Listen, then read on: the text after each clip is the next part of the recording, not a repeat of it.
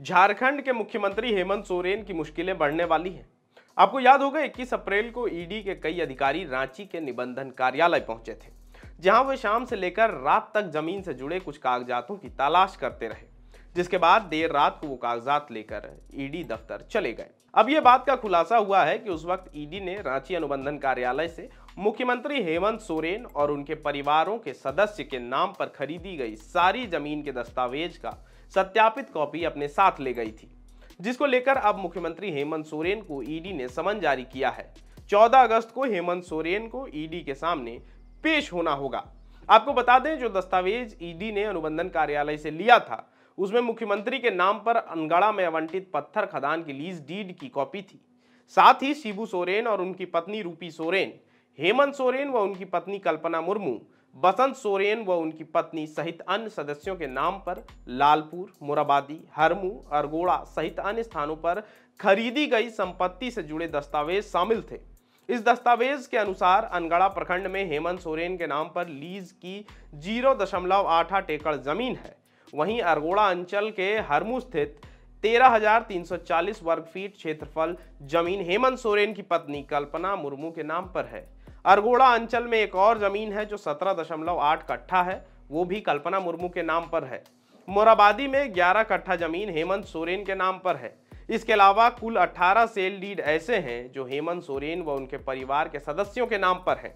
आपकी जानकारी के लिए बता दें, इससे पहले भी ईडी ने साहेबगंज में हो रहे अवैध खनन मामले में हेमंत सोरेन को पूछताछ के लिए बुलाया था। दूसरे समन में मुख्यमंत्री 18 नवंबर 2022 को ईडी कार्यालय पहुंचे थे, जहां उनसे 10 घंटे पूछताछ चली थी। पूछताछ में हेमंत सोरेन ने सारा दोष अधिकारियों पर लगा दिया था। उन्होंने कहा था कि अवैध खनन रोकने का काम संबंधित अधिकारियों का है। जो भी अवैध खनन हुआ है उसके लिए अधिकारी दोषी हैं।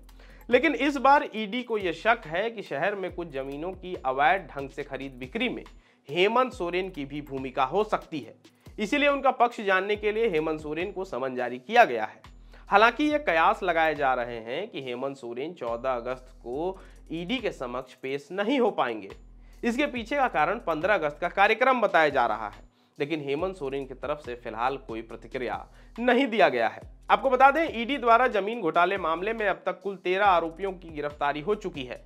इसमें रांची के पूर्व डीसी छवि रंजन, कारोबारी विष्णु अग्रवाल, बड़गाई अंचल के निलंबित राजस्व उप निरीक्षक भानु प्रताप प्रसाद सहित 13 आरोपियों की गिरफ्तारी हो चुकी है।